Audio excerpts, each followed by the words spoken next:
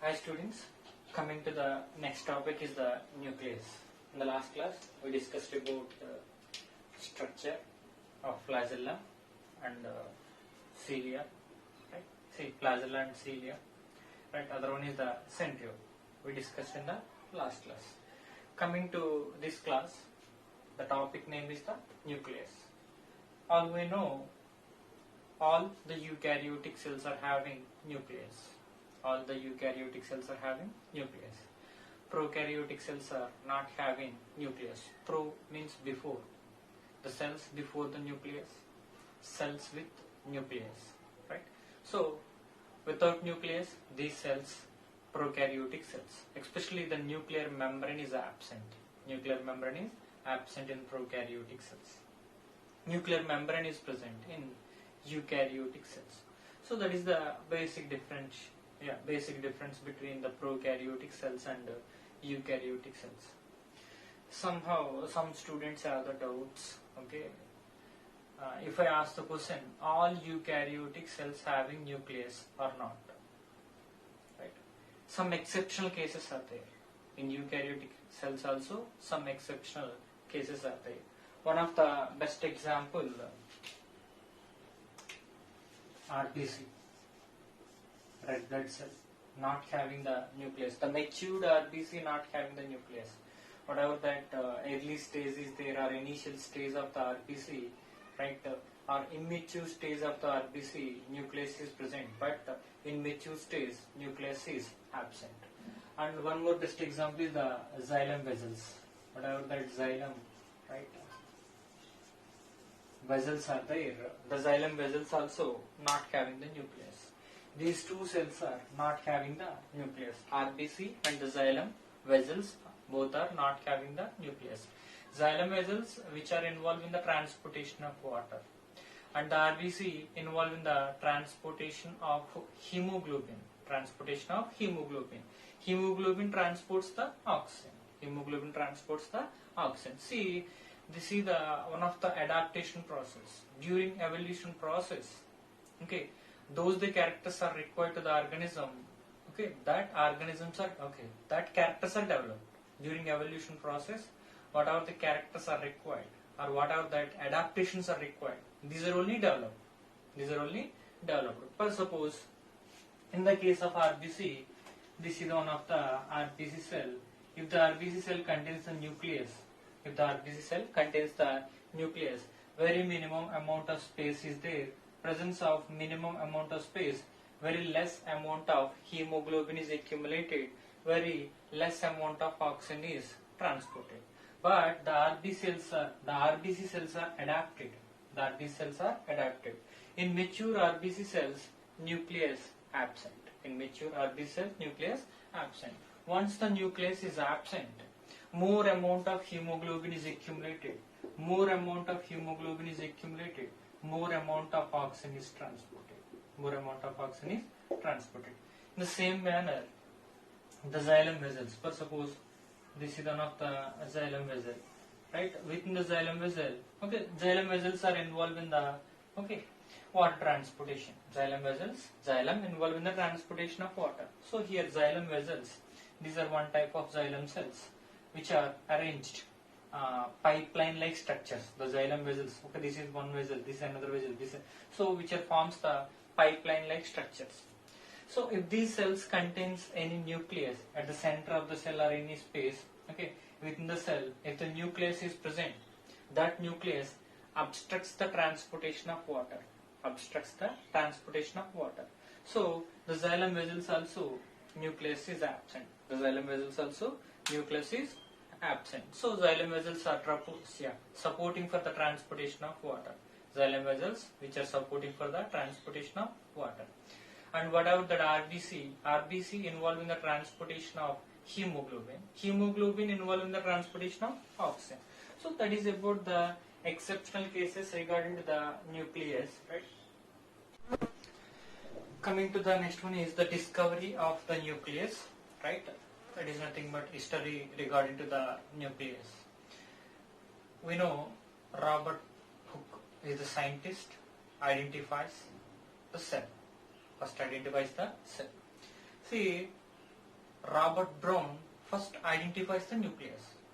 See, all of you the difference between Robert Hooke and Robert Brown. Robert Hooke, cell. Robert Brown, nucleus. Right? So, Robert Brown is one of the best scientists. He first discovered the nucleus. See, he did the research on orchid plants. Robert Brown did the research on orchid plants. Orchid plants means monocots. These are one type of monocots. We know about the grasses, right? We know about the Liliaceae family, right? All these are monocots. During seed germination, if the plant produces the single leaf, the first leaf is the single leaf. The plants are called as monocots. If two leaves are produced, these are called as dicots. See, actually the first leaves, these are called as cotyledons. Monocotyledon. Mono means single cotyledon is present. Dicotyledons, two cotyledons are present. So orchids which are belongs to the dicots, right? And these are the plants which produces the flowers. The flowers, produces very good smell. Means, see, we know some plants have the capacity to release the scents. Scents are nothing but very attractive smell. Very good smell, right? So the fragrance is very good. See, that flowers we are also using, especially the orchid plants producing flowers, we are using to make perfumes, right? Deodorants and body sprays. Most of the students are well known about the perfumes, right? The perfumes are plant extracts, especially the flowers. The flowers produces the scent substances which are very good fragrancy, right? So here orchid plants mostly using, most of the orchid plants are cultivated, and the plant produces the flowers. The flower contains the scent substances which are extracted. That extracted substances are using to make perfumes and body sprays and deodorants. So here the concept is Robert Brown did the research on the orchid plant roots. Right? So that is about Robert Brown did the research. Sir, how the nucleus first identified? See, he collected one of the root part, orchid plant root part, and he added one of the staining agent, coloring agent. Coloring agent is nothing but staining agent. So he added one of the stain, right? The stain name is acetocarmine. After the addition of acetocarmine, he observed the cells under the microscope, and the cells are exhibit the red color. Within the cells, especially the nucleus part. Exhibit the red color. Not whole cell. See, within the cell, the nucleus part exhibit the red color. Right? See, that is about that discovery of the nucleus. The discovery done by the Robert Brown. Right? And coming to the next one. This is the largest cell organelle. If we take anyone is right. Either maybe the mitochondria, either maybe the chloroplast. Any cell organelle we are taken. But in all these, the largest cell organelle is the nucleus. And this is a conspicuous organelle. Conspicuous is nothing but clearly visible. For suppose we can't see the cells. We are observing the cells under the microscope. That time, the first clearly visible organelle is the nucleus. That's the reason why nucleus is called as conspicuous organelle, right? And cell control room. Nucleus is also called cell control room. Why this one is called as cell control room? Because it controls all the functions. The cell, cell performs the various types of functions. All functions are controlled by the nucleus. How nucleus controls all the functions? Here, the simple example is the nucleus contains the DNA. This is the nucleus. Nucleus contains the DNA. This is the DNA.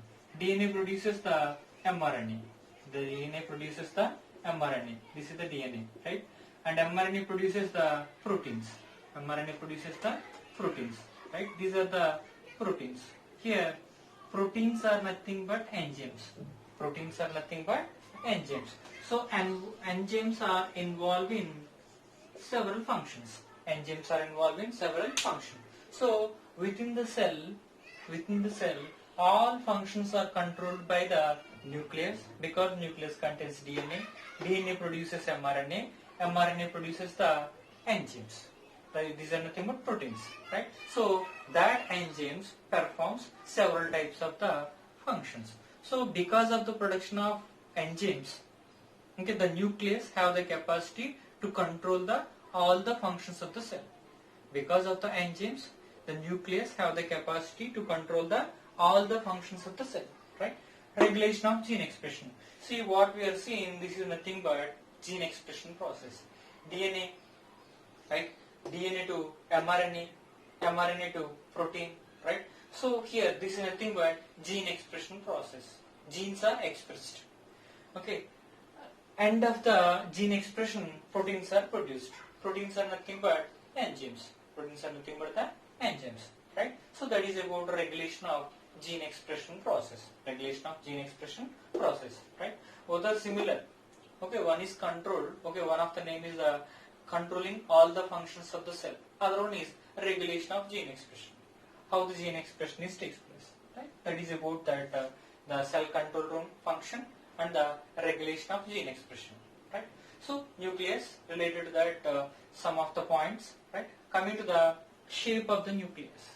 See, most of the cells, normal cells, okay, which are having round shape or the oval shape, in that case the nucleus shape also round shape or the oval shape. In the normal cases, either the flat structure cells are there, in that case disc shaped nucleus is present.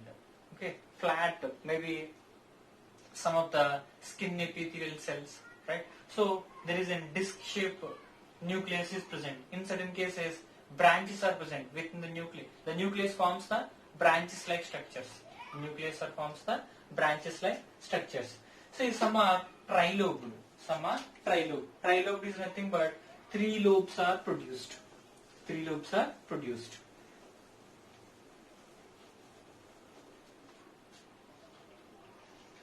See, this is the one of the cell. The cell contains the nucleus. The nucleus produces 3 lobes. The nucleus produces the 3 lobes. For suppose first lobe, second lobe, and third lobe. So nucleus produces the 3 lobes, right? That one is called as trilobed nucleus. That one is called as trilobed nucleus. Best example is the neutrophils. Best example is the neutrophils. Right? Coming to the next one, multi-lobed. Multi-lobed means many number of lobes are there. Here 2 to 5 lobes are present. Okay. Now actually 3, that one is trilobed. 2 means bilobed. See, multi-lobe, many number of lobes are there. One of the best example is the lymphocytes. The human body contains the immune cells are there, which are called as lymphocytes. See, the lymphocytes generally having 2 to 5 lobes. 2 to 5 lobes. And irregular shape. Irregular shape. The nucleus having irregular shape. But there is no definite shape. There is no definite shape. Irregularly present. Irregularly present. One of the best example, spinning glands of insects.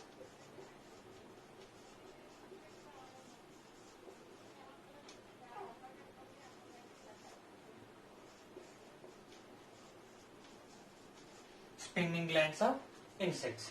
See, we know about the spider is the best example. Silkworm, one of the best example, right? So, which are especially involved in the spinning process. Okay, there is in spider web formation. Okay, silkworm, it forms. Okay, around the silkworm there is in web-like structure is formed. There is nothing but silk, right? So the spinning glands of insects. Okay, cells are there. The spinning glands of insects, cells are there. The cells contain nucleus. The nucleus shape is the irregular shape. The nucleus shape is the irregular shape, right? that is about some of the characteristic features of the nucleus. Again, number of nucleus per cell, okay, position of nucleus per cell or within the cell, we'll discuss now. Right? Coming to the next one is number of nucleus per cell. Number of nucleus per cell. See, generally we know whatever the normal animal cells are there, normal plant cells are there. Okay, one cell contains one nucleus. One cell contains one nucleus. The condition is called as monokaryotic condition. Monokaryotic condition. Mono indicates here single, right? So other name for the monokaryotic condition is the uninucleated. Uni means single. Uni also single here, right? So single nucleus present within the cell, right? That kind of nucleus condition, okay, within the cell is called as monokaryotic condition. Monokaryotic condition. Okay, this is also called uninucleated condition, right? One cell, it contains one nucleus. Coming to the next one, dikaryotic condition or binucleated condition. Dikaryotic condition or binucleated condition. See, one of the paramecium is the best example. Paramecium is the best example. If we see that paramecium, see within that paramecium there is two nucleus are there. One of the large nucleus is there, other one is the small nucleus is there. So within that paramecium, two nucleus are present. Within the cell, two nucleus are present. The condition is called as dikaryotic condition or binucleated condition. Dikaryotic condition or binucleated condition. All of you remember there is in fungi, we know about the fungi. Within the fungi, okay, there is in fungi is there. Within the fungi, different types of subclasses are there. One of the subclasses is called as Phycomycetes. One of the subclasses is called as Phycomycetes, right? And next one is Ascomycetes. Next type is Ascomycetes. And next type is Basidiomycetes. Next type is the Basidiomycetes. Right? Last type is the Deuteromycetes. These are the types of the fungi. Sir, why we are discussing about fungi here? Isn't here dikaryotic condition, binucleated condition. Another best examples are here. There is an Ascomycetes and Basidiomycetes. Ascomycetes fungi. Ascomycetes fungi. Ascomycetes. And next one is the Basidiomycetes. Basidiomycetes, right? See, in these two, dikaryotic condition is maintained. In these two, dikaryotic condition is maintained. That is nothing but this is one of the fungi mycelium. This is the septa, right? So inside the septa, two nuclei are present. The condition is called as dikaryotic condition. The condition is called as dikaryotic condition. And actually is the multikaryotic condition or multinucleated condition. Multikaryotic condition or multinucleated condition. The best example is the coconut endosperm. Coconut endosperm. All we know, we are drinking the coconut water. We are drinking the coconut water. See, the coconut water is nothing but liquid endosperm. The coconut water is the liquid endosperm. Within that coconut water, many number of nucleus are present. Many number of nucleus are present. Slowly, the nucleus forms the cells. Slowly, the nucleus forms the cells. Initially, okay, young stage of coconut fruit. Okay, inside the coconut fruit, many number of nucleus are formed. Slowly, okay, the nucleus forms the cells. That's the reason why initially within the coconut, the young stage or young fruit, okay, young fruit of coconut, the thickness of endosperm, the white part is, okay, the thickness is very less. Gradually, okay, whatever that ripened fruit is there, okay, within that case, the thickness of endosperm is high. Simple. You are eating coconut. Endosperm. That is the white color part. Youngst is very less. Okay, because more amount of nucleus are there, the nucleus forms the cells. Okay, in the mature stage, more, okay, very thick endosperm is formed. The white color part is thickness is more. the white color endosperm, coconut part, okay, thickness is more because already the nucleus are modified into cells. The nucleus are, okay, forms the cells. So what I am telling here, whatever that coconut endosperm is there, especially the liquid endosperm. We are talking about here liquid endosperm. Coconut contains liquid endosperm, right? The liquid endosperm, one of the best example for the multi-keratic condition or multi-nucleated condition. Multi-keratic condition or multi-nucleated condition, right? And along with the coconut endosperm, in fungi, phycomycetes. In fungi, phycomycetes. Phycomycetes is also one of the best example. Phycomycetes is also one of the best example for multi-keratic condition or multi-nucleated condition. Multi-keratic condition or multi-nucleated condition. Within the cell, many number of nucleus are maintained. Many number of nucleus are maintained. And coming to the next one is the composition of the nucleus. Composition of the nucleus. See, within the nucleus, what are the components are there? Then what is the composition of the nucleus? What is the composition of the nucleus? Simple.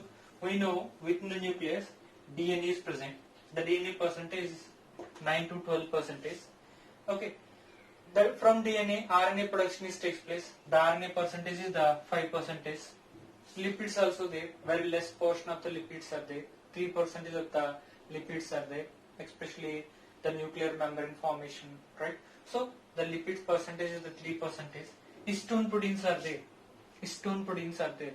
Sir, what are histone proteins? What are histone proteins? See, this is the one of the nucleus contains the genetic material. Okay, this is the decondensed state of the genetic material. Okay, this genetic material is called as chromatin. This genetic material is called as chromatin. During cell division process, the chromatin forms the chromosomes. The chromatin forms the chromosomes. So how the chromosome formation takes place? How the chromatin condensed? How the chromatin condensed? Condensation is nothing but chromosome formation. How the chromatin forms the chromosomes? Presence of histone proteins and non-histone proteins. Presence of histone proteins and non-histone proteins. So here histone proteins are there. Histone proteins here there is a H1 is there, H2A, right? H2B, right? H3, right? H4. These are the types of the histone proteins. These histone proteins are involved in the condensation of DNA. These histone proteins are involved in the condensation of DNA, right? So the histone proteins are involved in the condensation of DNA. Sir, how histone proteins have the capacity? How histone proteins have the capacity to condense the DNA? To condense the DNA. Simple. Histone proteins having positive charge. Histone proteins are having positive charge. The DNA having here, suppose this DNA having negative charge. DNA charge is the negative charge. Histone protein charge is the positive charge. So both these are interacted and condensation takes place. Finally forms the chromosomes. Okay, the negative charge contained DNA interact with the positive charge contained proteins. These two are interacted. Finally forms the chromosomes. So in a cell, the chromatin undergoes the condensation process, forms the chromosomes. So why histone proteins having here positive charge? Why histone proteins having positive charge? Why DNA having negative charge?